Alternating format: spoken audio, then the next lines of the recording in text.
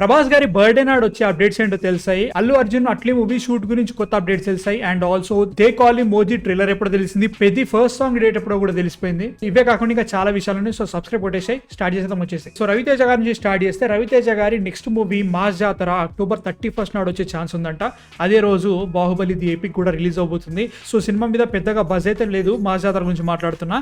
ఇట్లాంటి సిచ్యువేషన్ లో Baahubali the epic release తో రిలీజ్ చేయడం కరెక్టా కాదా తెలియట్లేదు. బట్ వస్తుందంట, చూద్దాం. అదొకటి అనుకున్నా కానీ రవితేజ గారి నెక్స్ట్ మూవీ కిషోర్ తిరుమల గారి మూవీ సంక్రాంతికి రిలీజ్ అవబోతుంది. ఇదే కాకుండా శివ నిర్వాణ గారితో సినిమా స్టార్ట్ అవుతుందంట. మ్యాడ్ మూవీస్ డైరెక్టర్ కళ్యాణ్ చక్రవర్తి గారితో ఒక సూపర్ హీరో మూవీ చేయాల్సింది, కాకపోతే ఆ సినిమా ప్రస్తుతానికి హోల్డ్ లో ఉందంట బికాస్ ఆఫ్ బడ్జెట్ కన్స్ట్రెయిన్స్. దాని ప్లేస్ లో శివ నిర్వాణ గారితో చేస్తున్నారు, అది మైత్రి వాళ్ళు చేస్తున్నారంట. సో ఈ సినిమా తొందరలో స్టార్ట్ అవుతుందంట.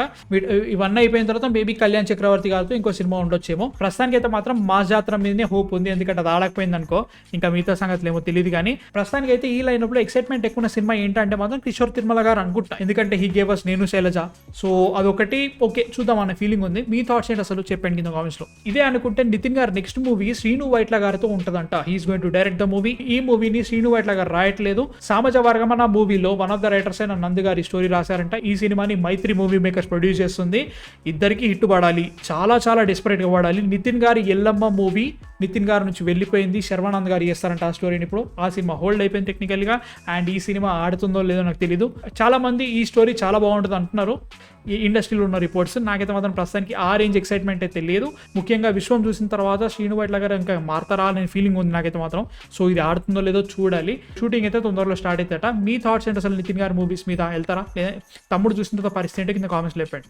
మహావతార్ నరసింహ వేరే రేంజ్ లో హిట్ అయింది, 300 కోట్లు కొట్టింది. సో ఆ సక్సెస్ ని కంటిన్యూ చేస్తూ మన చందు మొండేటి గారు సితారా ఎంటర్టైన్మెంట్స్ తోటి వాయుపుత్ర అని చెప్పేసి ఒక యానిమేటెడ్ మూవీ నెక్స్ట్ ఇయర్ దసరాకి రిలీజ్ చేద్దామని ప్లాన్ చేస్తున్నారంట.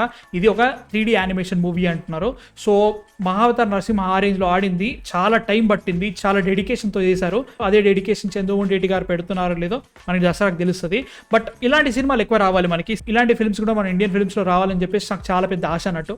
సో మంచి అడుగులే పడుతున్నాయి, దీనికి మంచి టైం తీసుకొని బాగా తీస్తే I'm happy about it. 3D animation కాబట్టి మహావతార్కి పడంత పెద్ద టైం పట్టదు అనుకుంటున్నా. బట్ ఏమో చూడాలి. చందు మొండేటి గారు కాబట్టి మొన్న రిలీజ్ అయిన తండేల్ చాలా పెద్ద హిట్ అయింది కాబట్టి మేబీ చూడాలి. ఒకవేళ సినిమా కనుక బాగుందంటే ఇండియా వైడ్ గా కుమ్మేసే రేంజ్కి వెళ్ళిపోతుంది, ఎందుకంటే మనకు ఆల్రెడీ హనుమాను మహావతారు చాలా ప్రూవ్ చేసినాయి. సో ఈ సినిమా కూడా అదే రేంజ్కి వెళ్ళే ఛాన్స్ ఉంది. మీ థాట్స్ ఏంటి? Sithara entertainments and Chandoo Mondeti doing animated movie. So Kantara 2 release కావడానికి గట్టి కొడితే 21 days ఉంది భయ్య. October 2 నాడు సినిమా రిలీజ్. ఇంకా ట్రైలర్ కానీ టీజర్ కానీ ప్రమోషన్ కానీ ఏది చేయలేదు. కాకపోతే కొత్త న్యూస్ వచ్చేది ఏంటంటే కాంతారా టీం వాళ్ళు ఎలాంటి ప్రమోషన్స్ పెద్దగా చేయాలనుకోవట్లేదు, ఒకటే ఒక కంటెంట్ రిలీజ్ చేద్దాము, దట్ ఈస్ ట్రైలర్.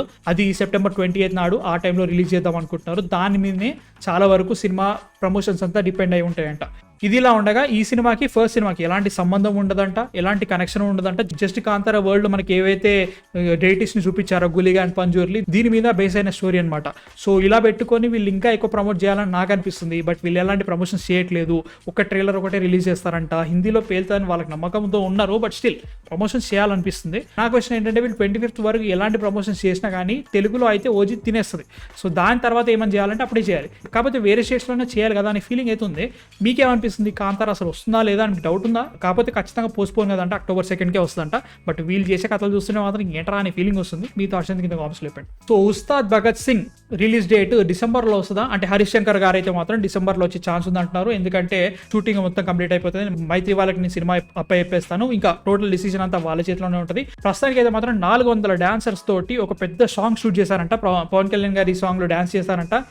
డిఎస్పీ గారికి చాలా రోజుల తర్వాత నాకు బాగా డాన్స్ చేయాలి అనిపించే ఒక సాంగ్ ఇచ్చావు, so I'm very very excited అని పవన్ కళ్యాణ్ గారు చెప్పారు అండ్ డిఎస్పీ గారు చెప్పారు. దీంట్లో మనకి రాశి ఖన్నా గారు, శ్రీలీల గారు హీరోయిన్స్ గా చేస్తున్నారు. సినిమా ఆల్మోస్ట్ షూటింగ్ కంప్లీట్ అయిపోతుంది అండ్ డిసెంబర్లో రిలీజ్ కి రెడీగా ఉంటుందట. కాకపోతే సినిమా డిసెంబర్లో వచ్చే ఛాన్స్ లేదంటున్నారు. ఏమో తెలియదు, కానీ ఈ సినిమా మీద నాకు ఎలాంటి నమ్మకం లేదు. ఐఎమ్ టెల్లింగ్ యూ, ముందు చెప్పేస్తున్నా, నాకైతే మాత్రం ఎలాంటి నమ్మకం లేదు. మిస్టర్ బచ్చన్ చూసిన తర్వాత అసలే లేదు. బాగుంటే హ్యాపీయే, బాగుండాలని కోరుకుంటున్నా. బట్ నాకైతే మాత్రం మీ థాట్స్ ఏంటి అసలు? యూబీఎస్ మీద బాగుంటుంది అనుకుంటున్నారా? కింద కామెంట్స్లో చెప్పండి, నాకైతే డౌట్. సో రామ్ చరణ్ గారి పెద్ద చాలా పెద్దగా అయిపోయింది. అంటే టెక్నికలీ ఈ సినిమా బడ్జెట్ 300 crores అంట భయ్యా. దీంట్లో 200 crores బడ్జెట్ ప్రొడక్షన్కి వెళ్తుందంట. 100 crores రెమ్యూనరేషన్ రామ్ చరణ్ గారు తీసుకుంటున్నారట. ఇదిలా ఉండగా సినిమా ఓటీటీ డీల్స్ ఆల్రెడీ లాక్ అయిపోయాయి. ఈ సినిమా ఓటీటీ డీల్ 130 crores కి వెళ్ళిందంట. అండ్ ఆల్సో థియేటర్లో కనుక బాగా ఆడిందంటే సినిమా ఇంకో 20 crores ఎక్కువ ఇచ్చే ఛాన్స్ ఉందంట. ఇదిలా ఉండగా మ్యూజిక్ రైట్స్ 20 crores కమ్మారంట. So almost 50% of the revenue digital rights తోనే వచ్చేసింది అండ్ మిగతా అంతా థియేటర్కల్ లోనే వెళ్తాదంట. చాలా గట్టిగా ప్లాన్ చేస్తున్నారు అండ్ దసరాకి ఫస్ట్ సింగిల్ వచ్చే ఛాన్స్ ఉందంట. అంటే October 1st are October 2nd నాడు మనకి పెద్ది నుంచి ఫస్ట్ సింగిల్ వచ్చే ఛాన్స్ ఉందంట. దాని మీద వర్క్ జరుగుతుంది. నాకైతే మాత్రం పెద్ది మీద చాలా ఎక్సైట్మెంట్ ఉంది. నేను ఎక్స్పెక్ట్ చేయలేదు 300 crores బడ్జెట్ ఉంటుందని చెప్పేసి, బట్ వీళ్ళు చాలా గట్టిగా ప్లాన్ చేస్తున్నారు. I'm excited for this movie. చూడాలి ఎట్లుంటుందో. March 27, 2026 కి రిలీజ్ చేద్దామని గట్టి ప్లాన్ లో ఉన్నారు. 300 crores బడ్జెట్ అంట. మీకు ఎలా అనిపిస్తుంది కింద కామెంట్స్ లో చెప్పండి. So they call him OG. Trailer, pre release event, buzz వేరే లెవెల్లో ఉంది. బట్ వీళ్ళు చాలా సైలెంట్ గా ఉన్నారని ఫీలింగ్ వస్తుంది. కాకపోతే ట్రైలర్ డేట్ అనౌన్స్మెంట్ వచ్చేసిందంట. 15th September నాడు ట్రైలర్ వచ్చే ఛాన్స్ ఉంది అండ్ 28th September నాడు ప్రీ రిలీజ్ ఈవెంట్ జరిగే ఛాన్స్ ఉందంట. అది విజయవాడలో. ఈవెన్ 20th నాడు ప్రీ రిలీజ్ ఈవెంట్ కావట్లేదంటే మాత్రం 22nd నాడు జరుగుతుందంట. విజయవాడలోనే జరిగే ఛాన్స్ గట్టిగా ఉందంట. 15th నాడు అయితే మాత్రం పర్ఫెక్ట్ టైం అని చెప్తా. 10 days టు రిలీజ్. పెద్దగా ప్రమోషన్స్ అవసరం లేదు. యాంపుల్ అమౌంట్ ఆఫ్ టైం ఉంటుంది. బజ్ ఆల్మోస్ట్ క్రియేట్ అయిపోతుంది. అండ్ 24th నాడు 9 PM ప్రీమియర్ షోస్ చేసే ఛాన్సెస్ ఉన్నాయంట. నైజాంలో పర్మిషన్స్ అడుగుతున్నారట. ఒకవేళ నైజాంలో జరిగితే మాత్రం అండ్ ఆంధ్రప్రదేశ్లో కూడా 9 PM ప్రీమియర్స్ పడే ఛాన్సెస్ ఉన్నాయట. I'm really excited about this movie man. ఇప్పటివరకు వచ్చిన ప్రతి ప్రోమో చింప అవతల పారిపోయింది. I'm really excited. ఎలా ఉంటుందో చూడాలి. సో ట్రైలర్ రిలీజ్ అయిన తర్వాత మనకి మెయిన్ సినిమా ఏంటో తెలుస్తుంది. ఇది అనుకున్నా కానీ చాలా మంది నార్త్లో సరిగా ప్రమోషన్ చేయట్లేదు, పాన్ ఇండియన్ వైజ్ చేయట్లేదు, ఐమాక్స్ స్క్రీన్లు జరగట్లేదు, ఇవన్నీ కథలు పడుతున్నారు. నేను ఒకటే చెప్తున్నా, they call him OG release అవ్వడమే ఆగమయ్యే టైంలో ఇవన్నీ ఆల్రెడీ లాక్ అయిపోయినాయి. Theatrical rights and also OTT window ఇవన్నీ ఆల్రెడీ లాక్ అయిపోయినాయి. సో ఒకవేళ కనుక హిందీలో రిలీజ్ చేస్తే లిమిటెడ్ రిలీజే ఉంటుంది అండ్ ఆల్సో మనకి ఖచ్చితంగా సింగిల్ స్క్రీన్స్లోనే ఉంటుంది. మల్టీప్లెక్సెస్లో రావు, ఎందుకంటే 8 week విండో లేదు కాబట్టి అక్కడ. అండ్ ఆల్సో ఐమాక్స్ హాలీవుడ్లో 1.25 billion ఆల్రెడీ కొట్టేసింది ప్రీ సేల్స్లోనే. ఇందులో నీకు ఐమాక్స్ కావాలి, PLF కావాలి, ఇవన్నీ అక్కడ ప్రాబ్లం భయ్యా, అక్కడ కుదరట్లేదు. ఇవన్నీ లాస్ట్ మినిట్ ప్లానింగ్లు అవన్నీ కుదరవు. కాబట్టి ఉన్న వాటిలో కుమ్మ వదలేస్తుంది సినిమా. కాబట్టి ఎంజాయ్ చేసేసేయండి. 25th నాడు ఒక రేంజ్లో కలెక్షన్స్ వస్తాయని చెప్పేసి నమ్మకం అయితే గ్యారంటీగా ఉంది. ఇవన్నీ పెట్టుకోవద్దు, సినిమా బాగుండాలి అంతే. బాగుంటే కుమ్మేస్తుంది పవన్ కళ్యాణ్ సినిమా. అక్కడ మీ థాట్స్ ఏంటి వీటన్నిటి మీద కింద కామెంట్స్లో చెప్పండి. So Allu Arjun 22nd movie, that is Atlee గారి మూవీ, కొత్త న్యూస్ అయితే తెలుస్తుంది. ప్రస్తుతానికి అయితే మాత్రం తెలిసిన న్యూస్ ఏంటంటే ఈ సినిమాలో ట్రిపుల్ రోల్ లేదంట అల్లు అర్జున్ గారిది. అంటే first of all triple role అంటే ఇద్దరు బ్రదర్స్ అండ్ ఆల్సో ఒక ఫాదర్ క్యారెక్టర్ అన్నారు. అది కాదంట, ఇది రెండే డబుల్ రోల్ క్యారెక్టర్ అంట. ఇద్దరు బ్రదర్స్ ఉంటారు, డిఫరెంట్ యూనివర్స్లో జరిగే స్టోరీ అంటున్నారు. దీని గురించి మనకి ఇంకా ఫ్యూచర్లో ఎక్కువ తెలుస్తుంది. అండ్ ఈ సినిమాలో 5 heroines ఉంటారు. మనకు already Deepika Padukone, Janhvi Kapoor, Mrunal Thakur and also Rashmika Mandanna lock అయిపోయారు. ఇంకొక హీరోయిన్ని ఇంకా కాస్ట్ చేయలేదంట. ఇది అనుకున్నా కానీ ఈ సినిమా ఇన్ని రోజులు ఇండోర్ షూట్ జరిగింది. ఇప్పుడు దుబాయ్లో లివాన్ ఒక ఓయాసిస్లో షూట్ జరుగుతుందంట. అట్లే గారే సోషల్ మీడియాలో పోస్ట్ చేశారు. And I'm excited about this movie. ఎలా ఉంటుందో చూడాలి. సైఫై జాన్రా అండ్ ఇప్పటివరకు అట్లీ టచ్ చేయని జాన్రా, సైఫై అండ్ ఎవ్రీథింగ్ ఇవన్నీ బాగానే చూపిస్తున్నారు. అట్లని చెప్పినా కానీ అట్లీ మీద చాలా పెద్ద డౌట్ అవుతుంది నాకైతే మాత్రం అల్లు అర్జున్ గారి మీద గట్టి నమ్మకం ఉంది. మంచి స్టోరీ తీసుకున్నారని చెప్పేసి. సినిమా రిలీజ్ డేట్ August 2027 అనుకుంటున్నారు. సో వస్తలేదు, చూడాలి ఆ టైం వరకు. బట్ గట్టిగా ప్లాన్ చేస్తున్నారంట. మీకేమనిపిస్తుంది? డ్యూయల్ రోల్ ఏనంట, ట్రిపుల్ రోల్ లేదంట, 5 heroines అండ్ ఆల్సో ఓయాసిస్లో షూట్ చేస్తున్నారు. మీ థాట్స్ కింద కామెంట్స్ లో చెప్పండి. సో ప్రభాస్ గారి ఫౌజీ మూవీ షూట్ RFCలో నైట్ షూట్ జరుగుతుంది. దీనిలో ప్రభాస్ గారు పాల్గొంటున్నారు. ఈ సినిమా వీలైనంత తొందరగా కంప్లీట్ చేసుకొని స్పిరిట్కి వెళ్ళిపోదామని ప్లాన్ చేస్తున్నారు అనమాట.